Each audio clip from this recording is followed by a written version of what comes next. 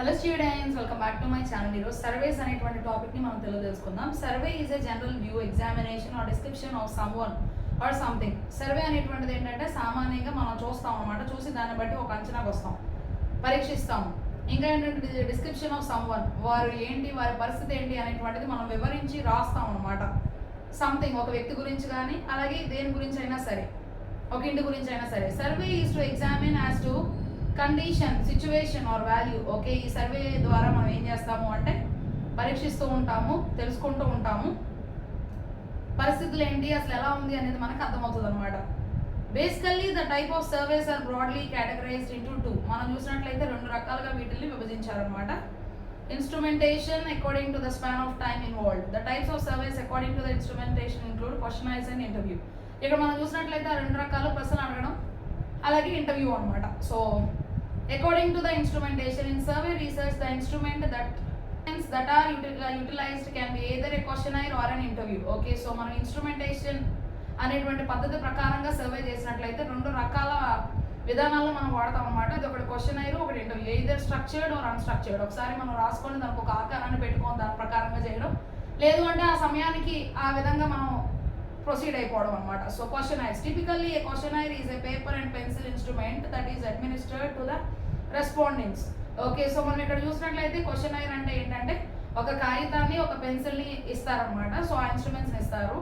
So అవి ఏంటి అంటే వాళ్ళు చెప్పేటువంటి మాటలను బట్టి రాసుకుంటూ ఉంటారు అనమాట. The usual questions found in questionnaires are closed ended question. Okay, so మనం ఇందులో ఎక్కువగా ఎలాంటి ప్రశ్నలు చూస్తాము అంటే చివరి వరకు కూడా ఆన్సర్ అనేటువంటిది ఉంటుంది అనమాట. Which are followed by the response options, వాళ్ళు చెప్పేటువంటి విధానాన్ని బట్టి.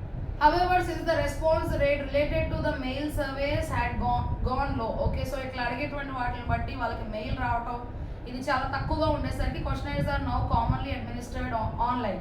ఓకే, సో ఈ మెయిల్స్ రావడం ఇదంతా కాకుండా అడిగిన తర్వాత పోస్ట్ బాక్స్లో పంపించడం అలా చేస్తా అన్నారనమాట. అది చాలా తక్కువగా ఉంది. అందుకని ఇప్పుడు ఏం చేస్తున్నారంటే అంత ఆన్లైన్గానే ఈ క్వశ్చనైర్స్ అనే వాటిని వాడుతున్నారు. Advantages: ideal for asking closed ended questions, effective for market or consumer research. ఇలాంటివి ఎందుకు వాడతాము అంటే ఇది చాలా బాగా ప్రశ్నలు అడగడానికి ఉపయోగపడుతుంది అనమాట. చివరి వరకు కూడా సమాధానాన్ని తెలుసుకునే అవకాశం ఉంటుంది, చాలా బాగా పనిచేస్తుంది మార్కెట్ వాళ్ళకి. అట్లాగే ఎవరైతే కన్స్యూమర్స్ ఉంటారో వాళ్ళ గురించి తెలుసుకోవడానికి ఇది చాలా బాగుంటుంది అనమాట. So disadvantage: limit the researchers understanding of the respondents answers. Okay, so వాళ్ళకి ఇష్టమైనంత ఎక్కువ వాళ్ళు మనం చెప్పనీకపోవడం అనమాట. మనం ఒకళ్ళ ప్రశ్న అడిగినప్పుడు ఆ ప్రజలు వారి దానికి తగిన సమాధానాన్ని కంటే తక్కువగానే ఆన్సర్ చెప్పేలాగా చేయడం. Interviews: between the two broad types of surveys, interviews are more personal and probing. ఇక్కడ చూసినట్లయితే రెండు రకాల విధానాల్లో సర్వే అనేటువంటిది వ్యక్తిగతంగా జరిగేటువంటిది అనమాట. ఇంటర్వ్యూ అయితే మాత్రం వ్యక్తిగతంగా జరిగేది. An interview includes two persons, the researcher as the interviewer and the respondent as the interviewee. Okay, so ఒక ప్రశ్నలు అడిగేటువంటి వ్యక్తినేమో ఇంటర్వ్యూవర్ అంటారు, ప్రశ్నలకు ఆన్సర్ చెప్పే వాళ్ళేమో ఇంటర్వ్యూయీ అంటారు అనమాట. సో అది advantages: follow up questions can be asked. Okay, so ఒకదాని తర్వాత ఒకటి అడగొచ్చు. Provide better understanding of the answers of the respondents, అర్థమయ్యేటువంటి విధంగా ఆన్సర్స్ అనేటువంటివి వస్తాయి. Disadvantages: time consuming. ఓకే, ఎక్కువ సమయం అనేటువంటిది పడుతుంది. Many target respondents have no public listed phone numbers. చాలా మందికి సరిగా ఉన్నటువంటి ఫోన్ నెంబర్స్ ఉండవు అనమాట. అసలు ఫోన్ కూడా లేని అవకాశం, ఫోన్ కూడా లేని పరిస్థితులు ఉంటాయి.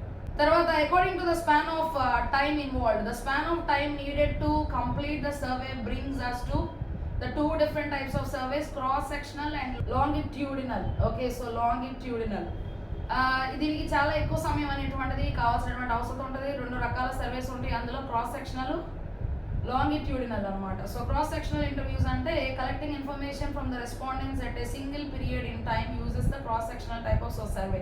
ఒకసారి అడిగినప్పుడు మాత్రమే కొద్ది సమయంలో వారిని అడిగినటువంటి ప్రశ్నల నుండి వచ్చినటువంటి మాటలని దాని ఇన్ఫర్మేషన్గా తీసుకుంటారు అనమాట. దాన్ని క్రాస్ సెక్షనల్ సర్వే అంటాము. Cross sectional surveys usually utilize the questionnaires to ask about a particular topic at one point in time. Okay, so ఈ క్రాస్ సెక్షనల్ సర్వేలో ఏంటంటే క్వశ్చనైర్స్ అంటే కొన్ని ప్రశ్నలన్నీ కూడా రాయబడి ఉన్నటువంటి ఒక పేపర్, బుక్ ఉంటుంది అనమాట. దానిలో ఉన్నటువంటి వాటిని మాత్రం అడుగుతాము. ఒక టాపిక్ గురించే మనం అడుగుతాం, ఒక సమయంలోనే అడుగుతాం.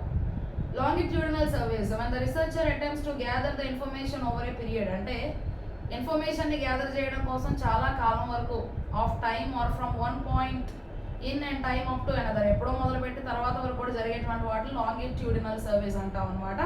He is doing a longitudinal survey. Okay, so అట్లా జరిగేటువంటి దాన్ని ఎక్కడో మొదలుపెట్టి ఇంకా అది కొంతకాలం కొనసాగుతూ తర్వాత ముగించబడేటువంటి దాన్ని లాంగిట్యూడినల్ సర్వే అంటాం.